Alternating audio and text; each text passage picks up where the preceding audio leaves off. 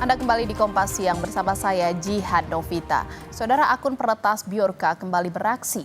Kali ini akun anonim Bjorka meretas data nomor pokok wajib pajak atau NPWP milik 6 juta warga Indonesia, termasuk NPWP Presiden Joko Widodo dan sejumlah menteri. Akun peretas Bjorka kembali beraksi. Bjorka meretas data nomor pokok wajib pajak NPWP milik 6 juta warga Indonesia. Tidak hanya itu, akun anonim ini kemudian menjual data NPWP warga Indonesia di Bridge Forums yang merupakan platform jual beli data. Dalam jutaan data NPWP warga Indonesia yang diretas, ada NPWP Presiden Joko Widodo dan putranya Gibran Rakabuming Raka. Kemudian ada data Menteri Keuangan Sri Mulyani dan beberapa menteri di Kabinet Indonesia Maju. Presiden Joko Widodo merespons peretasan NPWP oleh Bjorka.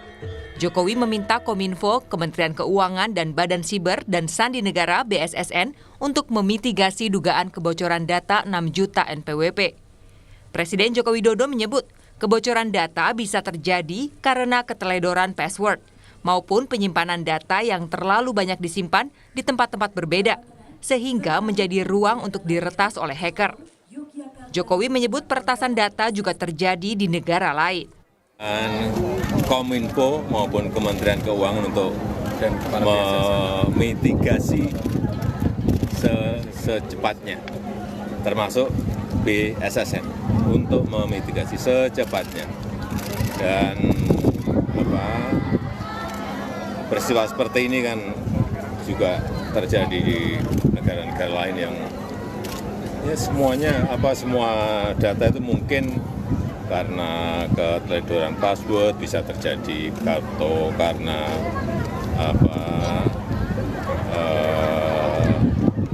penyimpanan data yang juga terlalu banyak di tempat-tempat yang berbeda-beda bisa menjadi ruang untuk diretas oleh hacker dan masuk. Menteri Keuangan Sri Mulyani mengaku telah meminta Direktorat Jenderal Pajak mengevaluasi kebocoran data NPWP. Menkyu juga menjanjikan akan memberi penjelasan kepada publik. Saya sudah minta Pak Dirjen Pajak dan seluruh pihak di Kemenkyu untuk melakukan evaluasi terhadap persoalannya. Nanti akan disampaikan penjelasannya ya oleh Pak Dirjen Pajak dan tim IT-nya. Terima kasih ya.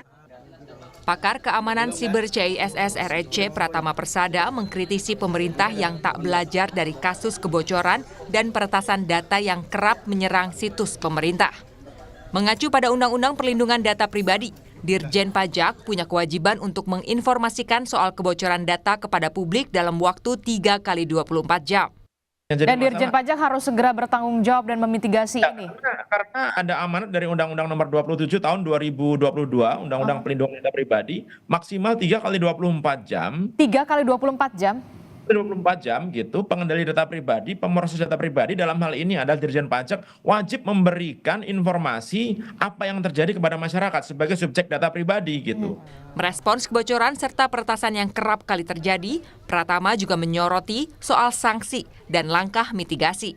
Oleh karena itu nggak boleh ini terjadi, harusnya ada sanksi yang tegas dan pemerintah bertanggung jawab memberikan informasi kepada masyarakat. Dirjen Pajak harus bisa memberikan langkah-langkah mitigasi kepada semua orang yang namanya ada di 6,6 juta data yang bocor itu untuk berhati-hati. Kenapa? Karena data-data yang bocor ini cukup digunakan untuk melakukan penipuan. Betul. Kemarin ada tuh saya satu teman gitu, dia ditelepon sama orang aku dari kantor pajak dan dia tahu dengan detail seperti data yang ada di dalam data yang bocor ini gitu. Nah, kan nggak semua orang di Indonesia ngerti nih bagaimana penipuan, modus penipuan dan lain-lain gitu. Sehingga kewajiban bagi Dirjen Pajak untuk menginformasikan bahwa hati-hati ya data Anda bocor, Anda harus waspada kalau ada yang ngaku Dirjen Pajak, jangan langsung percaya, verifikasi ke kantor pajak terdekat. Misalkan kayak gitu. Sehingga orang Indonesia ini yang datanya bocor, mereka bisa hati-hati. Kalau Anggota Komisi 1 DPR RI, fraksi Partai Golkar, Dev Laksono,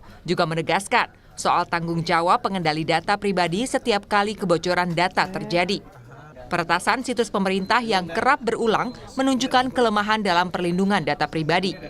Contohnya misalnya data pajak, apakah itu bocor ini tanggung jawabnya dirjennya kah, direkturnya kah, atau siapa orangnya yang bertanggung jawab yang akan keamanan ini. Nah ini harus ada pendefinisian ya. Ini sebagai contoh saja ya.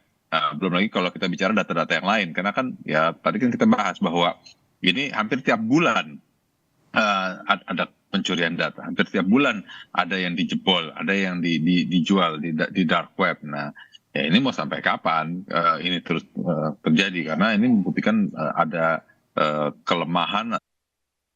Peretas Bjorka dalam situs jual beli data menjual 6,6 juta data diduga NPWP di Indonesia, seharga $10.000 Amerika Serikat atau sekitar 151,7 juta rupiah.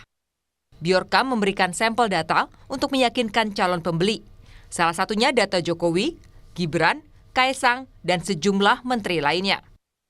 Jenis data wajib pajak yang diduga bocor dalam sampel data yang diberikan Bjorka adalah nomor KTP dan nomor pokok wajib pajak, alamat rumah, tempat tanggal lahir, surat elektronik, termasuk kantor pajak tempat wajib pajak mendaftar.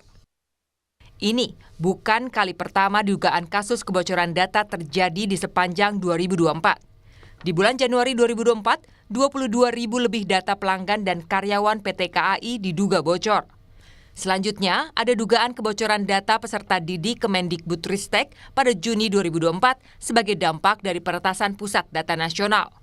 Lalu di bulan Agustus, ada 4,7 data ASN dan P3K yang diduga ikut dibocorkan. Kebocoran data juga terjadi pada Pusat Data Nasional pada Juli lalu yang berdampak pada pelayanan sejumlah kementerian. Tim Liputan, Kompas TV.